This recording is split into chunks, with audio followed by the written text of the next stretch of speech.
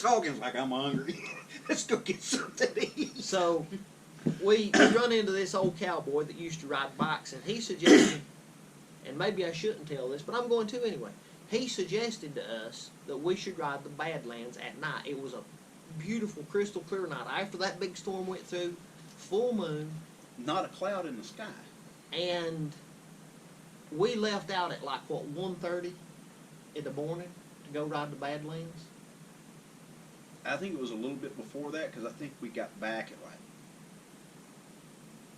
2:30, 3 o'clock. Maybe it was a little before that. It was definitely after midnight, but you know I'm gonna let him speak on this, but by far that was probably the most moving experience that I had on the entire trip. Maybe not.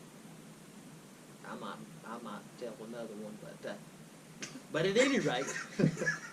Okay, I'm gonna wait and see where this one goes. But at any rate, this is what I can say, that it was so incredible. Well, we had the park to ourselves. We had the park to ourselves. Animals, bighorn sheep, deers, everything was out. Everything was out. And the only thing that I can say is if you're going to do it, put you a switch onto your bike that you can cut the headlight off. Because we ended up just cutting them off and coasted when we could because it was that light. You could see the road that good. We didn't need headlights. And it would have been better if we could have cut ours off. It would have. And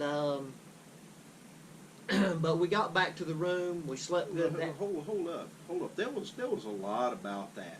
Well, there is, but we've kind of got to get on with this thing. All right, here's the thing. It was so incredible. I told him that night, I said, I don't want to come back tomorrow in the daylight. And he said, we got to come back tomorrow. And I said, it won't be as good. I said, I think it'll ruin it if we come back tomorrow.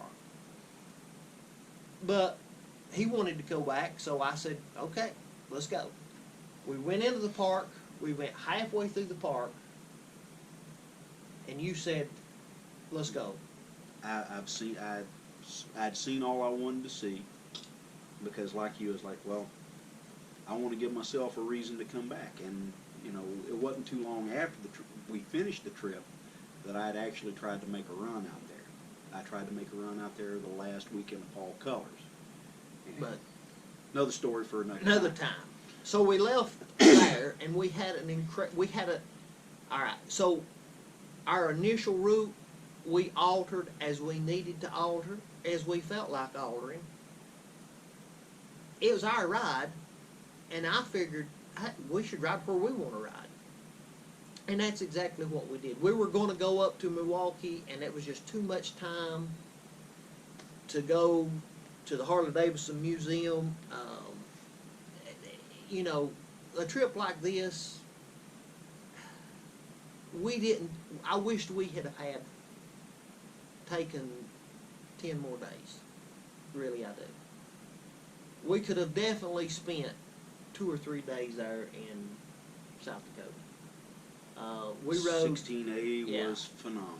It was great. Riding them pigtail roads, seeing Rushmore. I don't know why anybody goes to Sturgis. That's just me. Dead Horse, great little town. Sturgis, compared to Dead Horse, it's like going to the Blue Porter John. I'm sorry. I am sorry. It's just, yeah.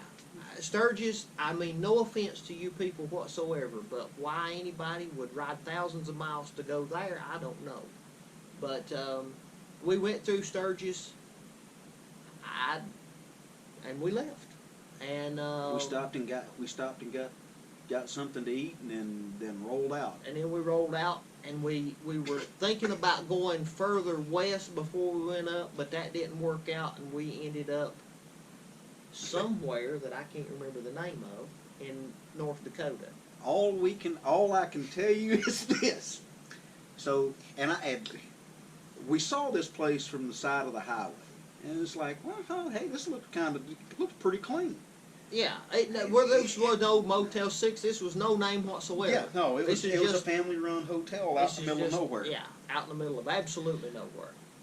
Well, we kind of got tickled. We walked in, and Great folks, by the way. yes, absolutely, very, very nice. And one of the things that kind of caught my attention was the fact that they had it out on the billboard out there. They had newly renovated.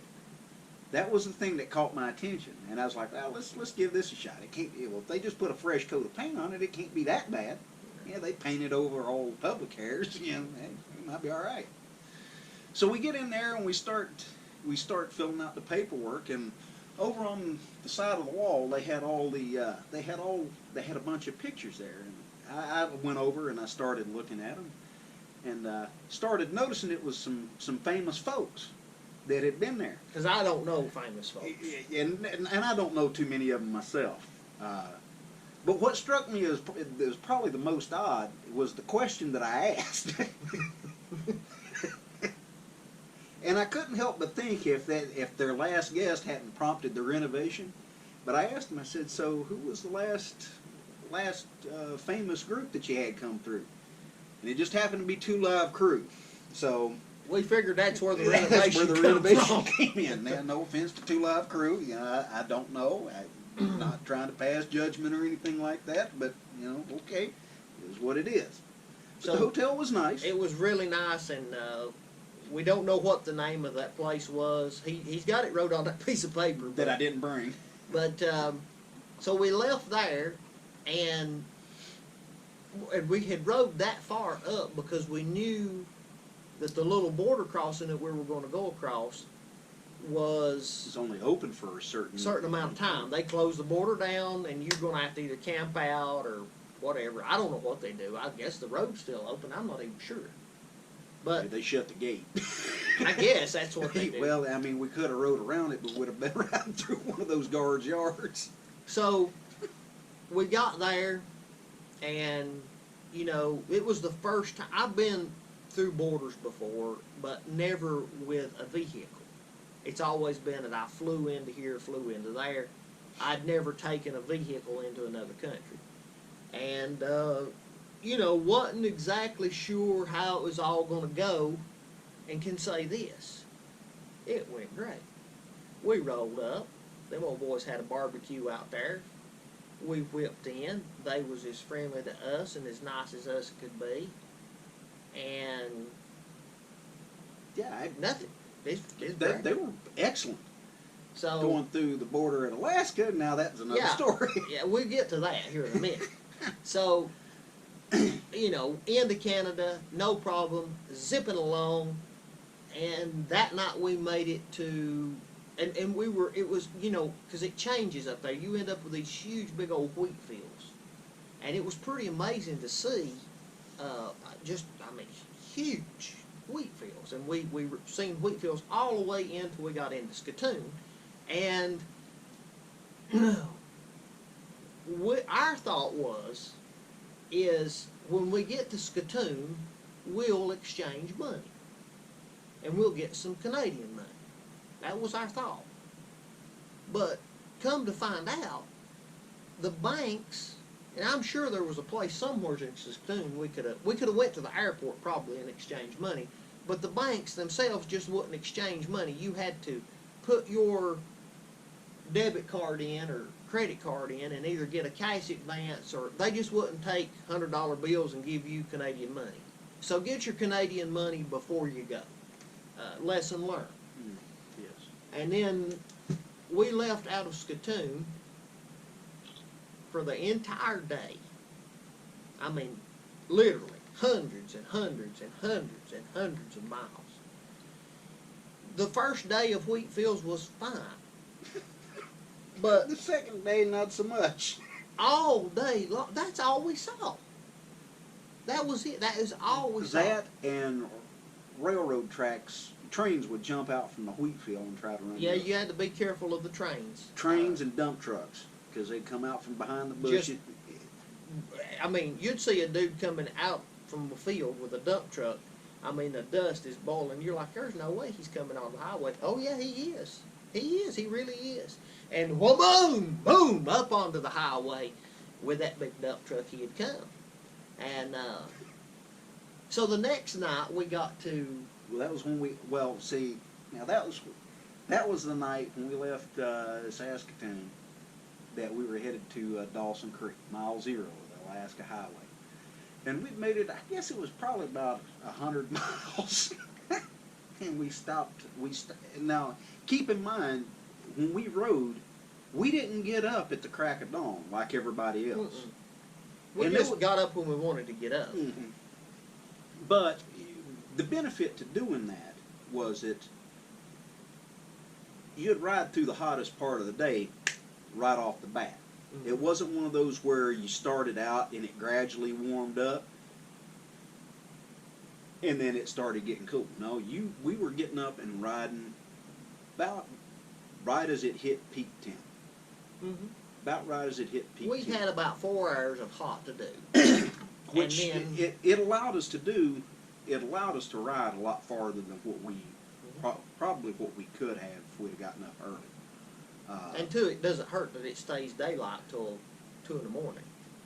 Well, it was definitely the case when we pulled into Coldfoot. Mm-hmm. But that was when we rolled into that gas station, and I was in there trying to get directions, and that lady was behind the counter was trying to plug, I don't know where she was putting in coordinates to, but that was the one where he was out in the parking lot, and somebody started chatting him up, and next thing you know, I come out, and they're trying to take us home. Might have been nice folks, might have not been. I'm not sure. But it was very, very awkward. And I think it was at that point... Well, I was just glad that we was going another 100 miles or so. But, We made it into Dawson Creek. yep. We made it into Dawson Creek. And that morning, now Matt would generally, every morning, he would get up before me. I was on vacation. I took my watch off, and I've still not ever put it back on since I took it off. I took my watch off and throwed it in the bag to go back home, and my wife said, well, honey, don't you need a watch? And I said, for what? I said, we're going to get up and ride till we're tired. We're going to eat when we're hungry, and then we're going to quit when we're tired. I said, why do I need to know what time it is? And only one time that may have affected us. Only once. But I'll get to that when we get there. But actually, I think it was just for the better. So that morning, you met up with some of the boys down eating breakfast and whatnot, and they definitely was. They were riding everything under the sun. One of them had a Gold Wing, one of them had a Harley, one of them had a KTM. KTM 1190 or something like that, and I forget what the other one had. Well, there was 4 of them. Yeah, and then some dude followed them with gas jugs in a Jeep.